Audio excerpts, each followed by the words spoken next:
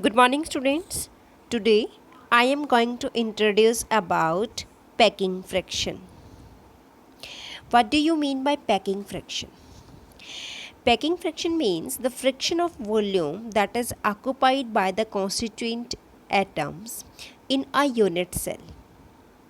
Okay, means packing fraction is equal to volume of the particles divided by total volume of the unit cell. Now, what do you mean by the packing efficiency? Packing efficiency means the percentage of total volume of unit cell occupied by the particles. This is called as packing efficiency. Means packing efficiency is equal to volume of particles multiply 100 divide by total volume of unit cell. Okay, this is the packing efficiency. Means how much volume is occupied by the particles. Okay.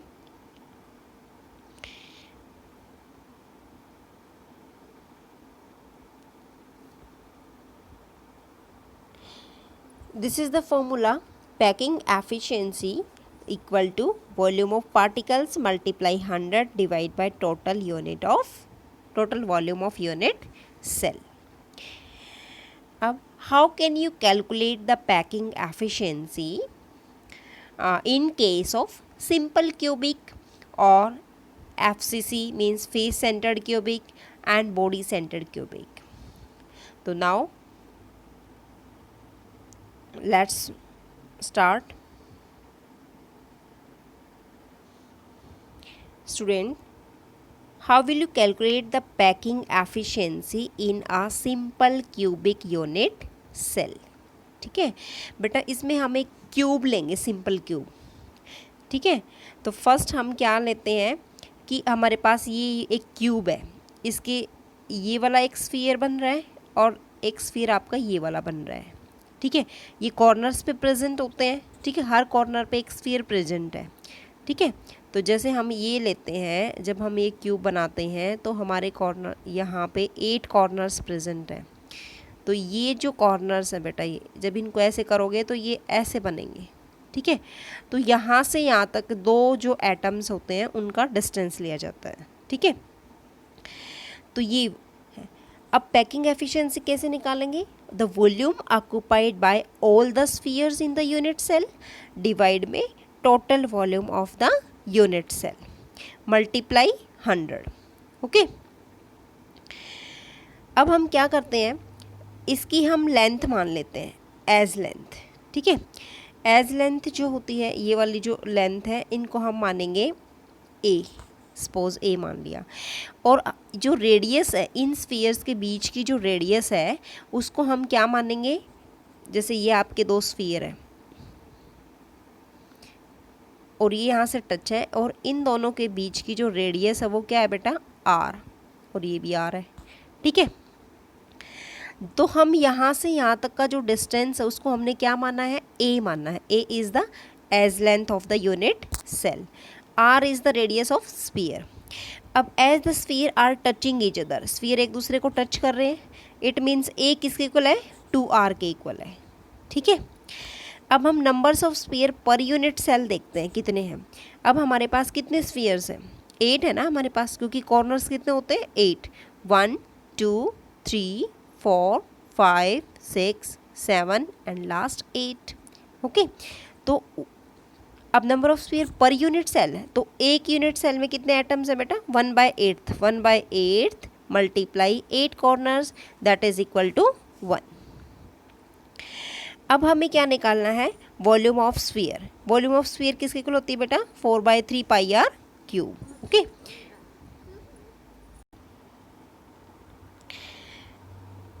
Now अब हम क्या लेंगे? Volume of cube. Volume of cube होता है बेटा ए का cube, क्योंकि हमारी जो एज लेंथ है दैट इज ए. अब ए किसके इक्वल है बेटा? आपको पता है ए इज इक्वल टू 2r. ठीक है। तो हम वॉल्यूम में ए का क्यूब लेना है, इट मीन्स 2r का क्यूब हुआ ना, 2r cube, 2r cube means 8r का क्यूब, ठीक है। 2 टू जा 4, 4 टू जा 8, ओके। तो फ्रैक्शन ऑफ स्पेस ऑक्युपाइड कितना आएगा, कितना स्पेस ऑक्युपाई किया जाएगा, ठीक है, ये बताया है इसने। तो हम इसको कैसे लेंगे, देखो इसको हम ऐसे नहीं लेंगे जैसे इसमें लिया हुआ है, देखो इस चीज़ को हम ऐसे लेंगे, volume occupied by all the spheres in the unit cell, सारे स्फीयर्स का कितना है 4/3 पाई आर क्यूब, तो मैंने लिख दिया यहाँ पे 4/3 pi r cube, okay. Multiply में यहाँ पे क्या लेना है हमें 100 divide by total volume of unit cell, unit cell की कितनी है, यूनिट सेल मतलब एक क्यूब है, क्यूब में कितनी है 8r क्यूब, 8r क्यूब है ना, तो 8r क्यूब। अब देखो इसमें क्या होगा बेटा, हम यहाँ पे करेंगे r क्यूब से r क्यूब कैंसिल आउट, ठीक है, इसको करेंगे तो 4 1 जा और 4 2 जा, ठीक है। तो अब हमारे पास ये कितना बचेगा, जो भी आपका आंसर आएगा, ठीक है, उसी के अकॉर्डिंग आज ये बन जाएगा आपका, तो पाई की वैल्यू यहाँ पे पुट कर देंगे, ठीक है। तो यहाँ पे बनेगा 100, पाई की वैल्यू कितनी होती है 3.14 डिवाइड बाय ये 3 आ जाएगा, और ये बेटा ऊपर जाएगा तो ये कहाँ मल्टीप्लाई हो जाएगा, इसी के पास हो जाएगा ना, यहाँ पे 2, ठीक है। और तो ये क्या आ जाएगा आपका 3 2 जा 6 बचेगा ही, ठीक है। तो आपका ये आ जाएगा टोटल मिला के 52.4% आ जाएगा, ठीक है। तो ये अप्रॉक्सीमेट आपका इतना स्पेस क्या होगा, इतनी परसेंटेज में निकाला, ये ऑक्युपाइड स्पेस है जो इसने ऑक्युपाई किया हुआ है, ठीक है। बट अब हमारा वैकेंट स्पेस कितना रहा, अब बेटा अगर वैकेंट निकालना है हमें तो 100 माइनस 52.4, अब इसको निकालोगे तो ये आ जाएगा आपका 6 7 and this one is 47.6% space आपका अनऑक्युपाई रहेगा, ठीक है। इसको हम वैकेंट स्पेस भी बोलते हैं, बट ऑक्युपाइड स्पेस जो हमारा फिल स्पेस है, फिल्ड जितना हुआ है वो 52.4 है। तो packing efficiency of a simple cubic unit cell that is equal to 52.4%, okay.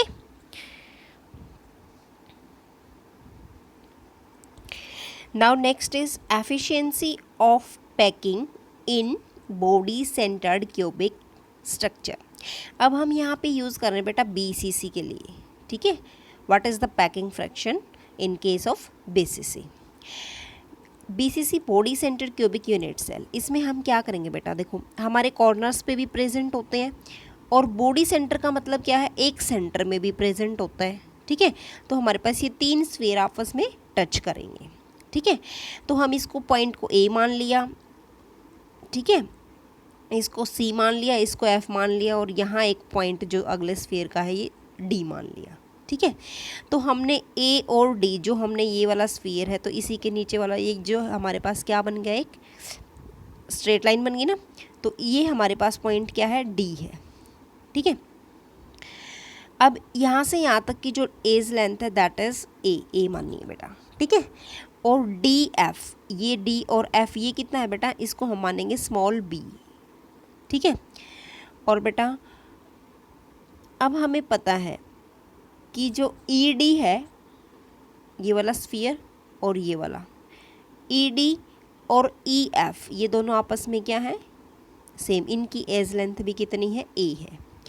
तो हम सिंपल फॉर्मूला लगाएंगे, देखो जो B स्क्वायर है वो कैसे बनेगा बताओ। अब इस केस में देखो बेटा हमने ये वाले ट्राइंगल ली है सिर्फ, ठीक है। तो इसमें हम क्या करेंगे, जो बी हाइपोटेन्यूज का square is equal to perpendicular square plus base का स्क्वायर, यही होता है ना। अब इस केस में क्या होगा, हमारे पास जो हाइपोटेन्यूज है उसको हम क्या लेंगे, बी स्क्वायर लिया हुआ है, इज इक्वल टू परपेंडिकुलर कितना है, ए स्क्वायर प्लस बेस कितना है, a square, this one is given. तो this is 2a², this one given, this is equal to b। अब स्क्वेयर रिमूव कर दिया तो क्या आ गया, रूट। अब हमें निकालना है c। अब हमने ये वाली ट्राइंगल ले ली है, अब यहाँ से निकालेंगे। अब हमें ये वाली ट्राइंगल लेनी है, दिस वन। c² किसके इक्वल होता है, a² प्लस b²। अब हमने यहाँ पे किसकी वैल्यू पुट कर दी, b² की, तो ये आ गया a² plus 2a², that is equal to 2a³। ठीक है, तो ये 2a आपके पास ये आ गया 2a²। ठीक है, अब as the sphere at the centre touch the sphere at the corner, तो हम इसको कैसे लेंगे, देखो c किसके इक्वल होगा, देखो ये स्मॉल r है, ठीक है, c जो है आपका, देखो बेटा स्मॉल r, ठीक है, हाफ ये स्मॉल r, ठीक है, और इधर से ये r, ठीक है, तो ये आपके कितने आ गए, 4r आ गया ना। तो इसमें ये हुआ रूट, जो आपका c की वैल्यू क्या आई थी आपकी, √3a, तो √3a is equal to 4r। अब हमें r निकालना है, r क्या होगा बेटा, √3/4a। ठीक है, a कैसे निकालोगे, क्या आ जाएगा, 4r/√3। ओके, अभी आपको एज लेंथ पता लग गई, ए निकाल लिया ना आपने यहाँ से। अब क्या करो, अब इसकी पैकिंग एफिशिएंसी का फॉर्मूला लगाओ। देखो अब हमारे पास क्या होता है, वॉल्यूम हमारे पास क्या होती है, यूनिट सेल की वॉल्यूम जो होती है वो किसके इक्वल होती है, a³ के इक्वल होती है। a³ का मतलब है, a की वैल्यू हमारे पास अभी आई है 4r/√3, तो आपने पुट कर दी 4r/√3 का क्यूब। ठीक है, ये पुट किया तो 4 4 जा 16, 16 4 जा 64, 64 r का क्यूब डिवाइड बाय 3√3। ठीक है, अब बेटा नंबर ऑफ स्पीयर बीसीसी में कितने होते हैं हमारे पास, जब हम टोटल नंबर ऑफ एटम्स निकालते हैं इन बीसीसी में तो उसको हम बोलते हैं जेड। जेड कितना होता है हमारे पास, 2 होता है। क्यों, देखो 8 तो आपके कॉर्नर पे प्रेजेंट होते हैं, ठीक है, प्लस आपका बॉडी सेंटर पे प्रेजेंट होता है 1, तो 1 + 1 इसको काटोगे 1 आएगा, 1 + 1 2, तो आपकी जेड की वैल्यू क्या है, 2 है। ठीक है, तो अब फॉर्मूला पुट करो, this is the formula, packing efficiency is equal to volume occupied by the 2 spheres in the unit cell multiply 100 divide में total volume of unit cell. देखो बेटा volume occupied by the 2 sphere, यहाँ z की value क्या लिखी आपने, 2 multiply volume of the 2 spheres कितनी है, मतलब 2 स्फीयर्स की वॉल्यूम, इसलिए आपने नंबर 2 लिखा है। ठीक है, और स्फीयर्स का वॉल्यूम कितनी होती है, 4/3 πr³ multiply 100 divide by total volume of unit cell आपने अभी निकाली थी, और आपका जो आंसर आया था a का क्यूब था ना, a का क्यूब किसके इक्वल था बेटा, a का क्यूब 4/√3 r का क्यूब, ये आपका फॉर्मूला बना था। ठीक है, तो आप इसको यहाँ पुट कर दीजिए। अब एक क्यूब है, ये क्यूब है तो आपको इसका पूरे का क्यूब करना पड़ेगा। ठीक है, ऐसे आपने इसका क्यूब कर दिया, ये कर दिया। आफ्टर दैट आप इसको सॉल्व करो, 8/3 πr³ इंटू में 100, और इसको खोलोगे 64/3√3 r का क्यूब, और आंसर है 68.05% आएगा इसका आंसर। ठीक है, तो इट मीन 68% पैकिंग एफिशिएंसी जो है आपकी आई है। बस सिंपल फॉर्मूला लर्न करो कि जो है z multiply volume of the sphere divide में volume of unit cell. Okay, तो आप पहले यूनिट सेल्स का निकालोगे, हर यूनिट सेल का, उसके बाद आप स्फीयर्स की आपको पता है 4/3 πr³ होती है, and after that you will easily calculate this. ठीक है, तो ये आपकी पैकिंग एफिशिएंसी आई है बीसीसी के केस में। बट अब इसमें कितना स्पेस अनऑक्यूपाई हुआ है, ये तो आपका ऑक्यूपाइड स्पेस है। अब आपका वैकेंट स्पेस कितना है, 100 माइनस 68%। ठीक है, this is 2 and this is 3, it means 32% जो आपका स्पेस है दैट इज वैकेंट। ओके, और पैक्ड कितना है 68, ठीक है। Now the next is packing efficiency in CCP means cubic clause packing and HCP hexagonal clause packing, और इसका बेटा तीसरा नाम है face centred cubic clause packing, ठीक है। FCC, अब FCC में कैसे निकालेंगे, देखो FCC में क्या होता है बेटा, हर कॉर्नर्स पे पॉइंट्स प्रेजेंट होते हैं और आपके जो होते हैं वो हर फेज पे प्रेजेंट होते हैं। तो in a cube there are 6 faces, और एक फेज में जो है पर एटम कितना होता है, हाफ कंट्रीब्यूट होता है, ठीक है।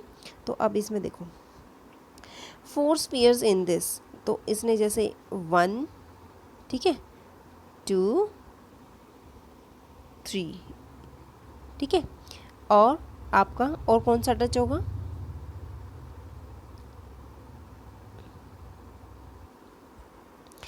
अब कॉन्स्टिट्यूएंट एटम्स कितने हैं पर यूनिट सेल, देखो हमने निकाला था ना 8 कॉर्नर्स पे होते हैं 1/8 प्लस, अब कितनी फेजेस है 6, और हर कॉर्नर पे हर फेज को कितना कंट्रीब्यूट कर रही है, हाफ। तो this one is 1 + 3 that is equal to 4, it means Z value is 4, it means there are 4 spheres in the FCC unit cell. अब 4 स्फीयर्स की जब हम वॉल्यूम निकालेंगे तो 4 × 4/3πr³ बनेगी, ठीक है। तो ये हमने जो है आपके जो ऊपर वाला फॉर्मूला है वॉल्यूम ऑफ स्फीयर, ये हमने इजीली से कैलकुलेट कर दिया है। अब देखो in FCC the corner spheres that are in touch with the face centred spheres, ठीक है, और फेस डायगोनल जो आपका AD है, देखो बेटा अब इसने आपको बना रखा है दिस वन ABC और दिस वन D, ठीक है। तो ये आपकी एक ट्राइंगल बनी हुई है ऐसे वाली, ठीक है। तो देखो अब AC, A और C, AC किसके इक्वल है, देखो बेटा इस यहाँ पे सेंटर है, इसका R है, ये वाला जो सेंटर है इसका R पॉइंट है, इसका R पॉइंट है, और इस वाले स्फीयर का भी R है, ठीक है। तो ये हाफ पार्ट में ली हुई, तो हमारी जो रेडियस है वो कितनी हुई, 4R हुई ना। तो AC किसके इक्वल होता है, AC है 4R के इक्वल। अब हम ट्राइंगल लेते हैं ACD, क्या लेते हैं, AC और D, ठीक है। अब देखो बेटा AC, अब हमने यहाँ पे लिया AC is equal to AD, वो फॉर्मूला लगा दो, हाइपोटेन्यूज का square is equal to perpendicular का स्क्वायर प्लस बेस का स्क्वायर, यही होता है। तो देखो अब इसमें क्या है, परपेंडिकुलर आपका क्या है AD का स्क्वायर प्लस बेस कितना है DC का स्क्वायर, तो ये आपका क्या है A³, ठीक है, A स्क्वायर, और ये भी कितना है आपका A², तो ये आ गया root of A² plus A², क्योंकि AD का स्क्वायर लिया ना हमने, तो इसकी एज लेंथ A है, ठीक है। अब इसकी एज लेंथ A है तो ये A² बन जाएगा, तो ये आ गया root of A² plus A² that is √2A। अब AC की वैल्यू कितनी है 4R, तो 4R किसके इक्वल हो जाएगा, √2A के इक्वल हो जाएगा, ठीक है। यहाँ से आप A की वैल्यू निकाल लो। अब आपके पास A क्या है, एज लेंथ है, ठीक है, आपने A की वैल्यू निकाल ली 4/√2R, ओके। नाउ नेक्स्ट, अब वॉल्यूम ऑफ क्यूब क्या है, वॉल्यूम ऑफ क्यूब क्या है आपका, A का क्यूब होता है बेटा, A का क्यूब। जब आपने निकाला तो इसको कर दिया आपने, ये इसको कर दो,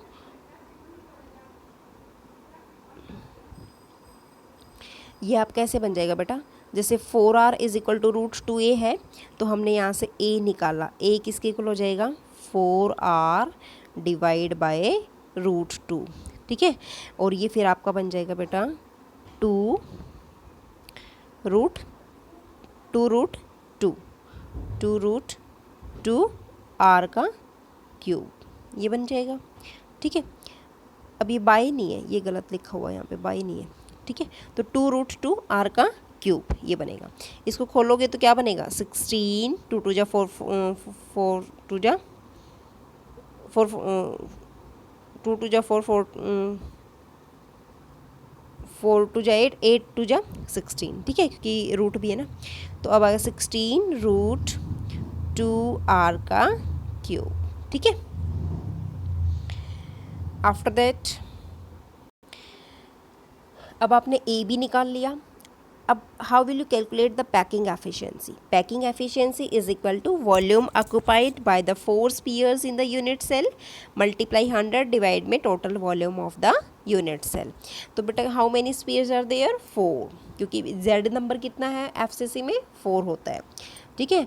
अब वॉल्यूम ऑफ स्फीयर कितनी है? 4/3 पाई आर क्यूब, ठीक है, multiply 100 divide by what is the value of A? A किसके इक्वल होता है बेटा?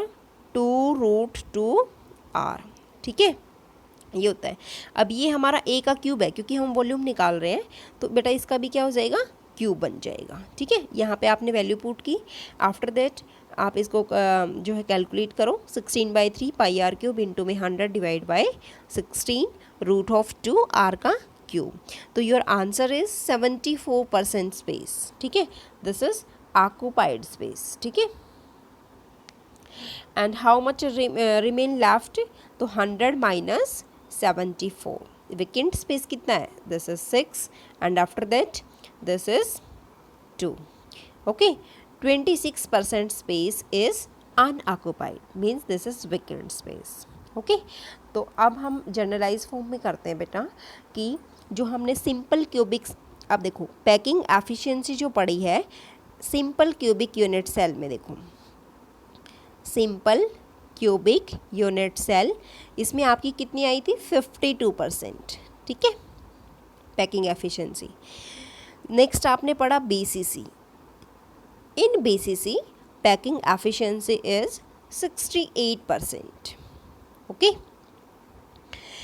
नेक्स्ट आपका आया बेटा FCC, face centred unit cell, ठीक है। इस केस में आपका क्या रहेगा बेटा? इसमें आपका आएगा 74%। तो सबसे ज़्यादा जो है आपका पैकिंग एफिशिएंसी किसकी है? एफसीसी की है, फेस सेंटर्ड यूनिट सेल की सबसे ज़्यादा पैकिंग एफिशिएंसी है, ओके।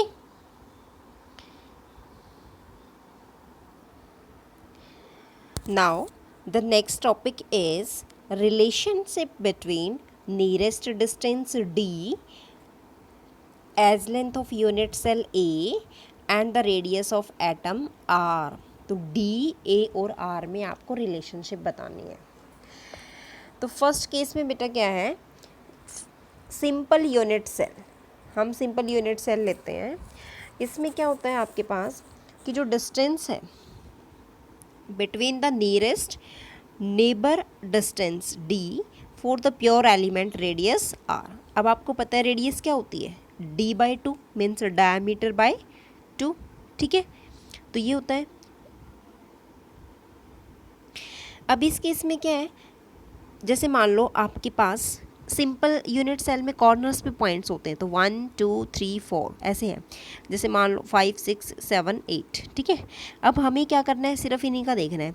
जैसे आपके पास 2 स्फीयर्स हैं, वही तो टच कर रहे हैं, जो एटम्स आपको टच कर रहे हैं, ये 2 आपके स्फीयर्स हैं, ये टच कर रहे हैं। तो इसकी जो रेडियस होगी, ठीक है, वो क्या है? R है, ठीक है। तो डायमीटर क्या होगा? ठीक है, तो रेडियस इसका बना D/2, ठीक है। डायमीटर लेंगे तो 2R हो जाएगा ना हमारे पास, ठीक है, क्योंकि जो एटम्स हैं वो आपस में टच कर रहे हैं, ठीक है। तो इसमें आपकी क्या रिलेशनशिप आएगी कि radius is equal to diameter divide by 2। So this is the answer, okay. Now next is FCC, face centred cubic FCC। इसमें क्या होगा बेटा? जो फेस के एटम्स हैं वो टच करेंगे, ठीक है, कॉर्नर्स एटम्स को। तो इस केस में हम जैसे हम आपको बना के दिखाते हैं अभी, दिस इज़ योर क्यूब, ठीक है। और इस क्यूब में क्या है आपके पास? जैसे मान लो ये कॉर्नर्स पे प्रेजेंट है, ठीक है, और ये आपका ऐसे। तो यहाँ पे फेस पे भी एक एटम प्रेजेंट होगा जो टच करेगा इन दोनों स्फीयर्स को। तो इसको हम यहाँ से जोड़ देते हैं, ठीक है, और इसको हम यहाँ से जोड़ देते हैं, ठीक है। तो ऐसे स्फीयर्स बन जाएगा। इसमें देखो, अब हम यहाँ पे क्या करते हैं, इसको मान लेते हैं ए, इसको मान लेते हैं बी और इसको मान लेते हैं सी। ठीक है, अब इनकी जो लेंथ है that is a small a, this is also a small a. तो हम लेते हैं कि जो आपका डायमीटर है that is half of A C के इक्वल है। ठीक है, अब आपको ए सी निकालना है, तो ए सी हम कैसे निकालेंगे, ये हमारे पास एक ट्राइंगल बन जाती है। ठीक है, ट्राइंगल में क्या लेंगे, बी सी, ये वाला distance B C square plus A B square.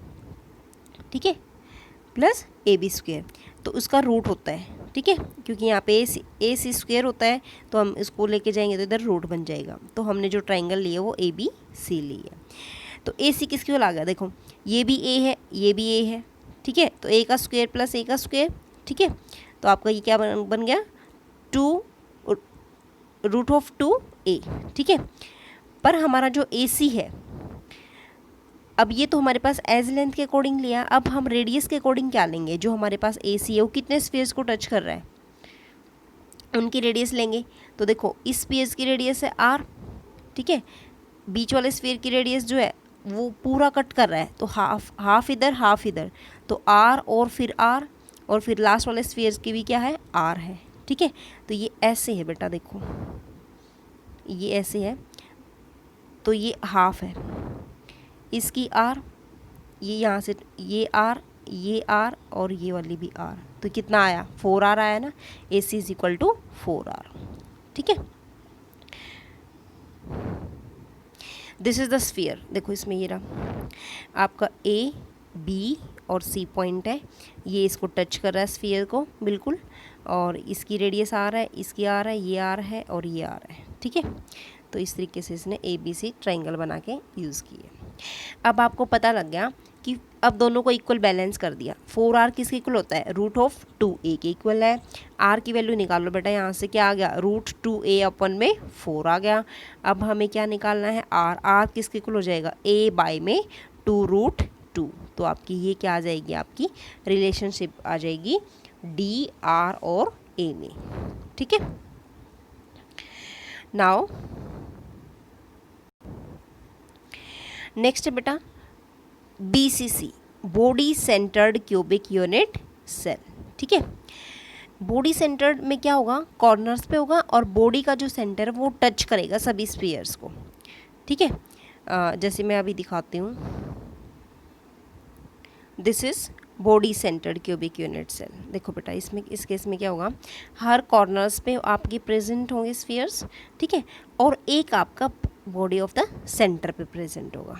ठीक है, तो इसमें जो आपका देखो ये बनाया आपका ए, ठीक है, बी और डी, ऐसे ही बना ना।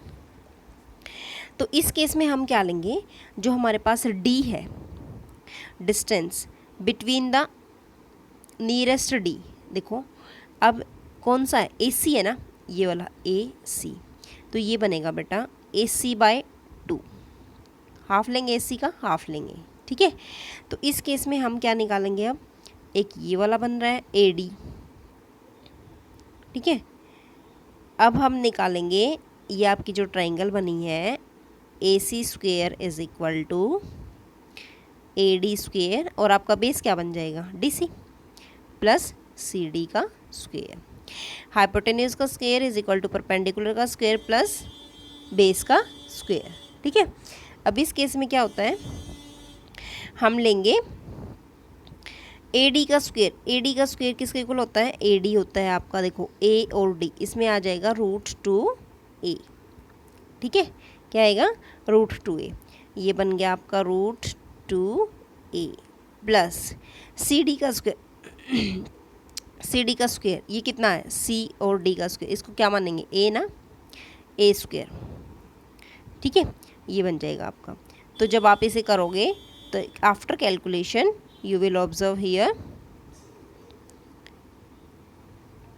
दिस वन, ये आपने किया, ए डी आपका रूट 2 के इक्वल है, A C square is equal to root of A D square plus C D square, square को आपने रिमूव करके रूट लगा दिया, ये आपका आ गया √3a के इक्वल। ठीक है, अब आपको पता है ए सी किसके इक्वल था, 4r के इक्वल है, और अब किसके इक्वल हो रहा है, √3a के भी इक्वल है। दोनों की रिलेशन निकाली आपने। डी किसके इक्वल होता है, 2r के इक्वल होता है। ठीक है, आप r की वैल्यू यहाँ पे पुट कर दो। ठीक है, आपके r की वैल्यू क्या रहेगी, ये ऐसे बन जाएगा बेटा 2 मल्टीप्लाई, यहाँ r की वैल्यू पुट करो, r कितना है आपका √3/4a। ठीक है, इसको आप कैंसिल करो, क्या आ गया, √3/2a आ गया ना, तो दिस इज़ √3, ये आपका क्या रहेगा, √3/2a। ठीक है, तो ये बन जाएगा आपका। ठीक है, तो आपकी जो इसमें आया है बॉडी सेंटर्ड में, वो आपका रिलेशनशिप है √3a/2। Okay, now revise all the unit cells, distance between the nearest, ठीक है, d और रेडियस r। ठीक है, अब सिंपल के अंदर आपने क्या ऑब्जर्व किया बेटा, डिस्टेंस d किसके इक्वल है, a के इक्वल है, लेकिन रेडियस किसके इक्वल है, a/2 के इक्वल है। ठीक है, FCC में आपने ऑब्जर्व किया डिस्टेंस किसके इक्वल है, a/√2। ठीक है, और यहाँ पे रेडियस किसके इक्वल होता है, a/2√2। Okay, body centre cubic unit cell में क्या है, डिस्टेंस इज इक्वल टू √3/2 और फिर a आ जाएगा। ठीक है, और यहाँ रेडियस किसके इक्वल होगी बेटा, √3a/4। ओके, तो ये आपकी जो है वेरी इंपॉर्टेंट टेबल है, इसको आप लर्न कीजिए, ये आपसे पूछ सकता है examiner. Okay,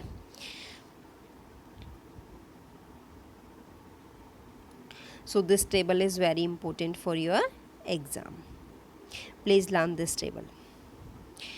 Thank you, students.